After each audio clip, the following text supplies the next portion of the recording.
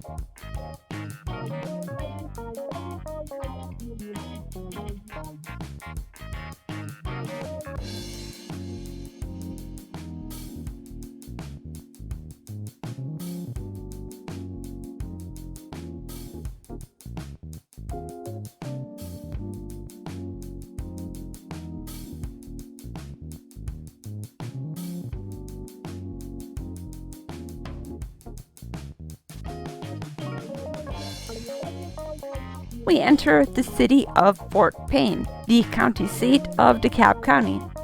A center of the hosiery industry, the town billed itself as the sock capital of the world.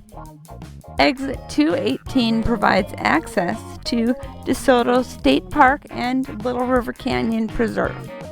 The country music group Alabama was formed in Fort Payne in 1969. The city also houses the group's fan club and museum.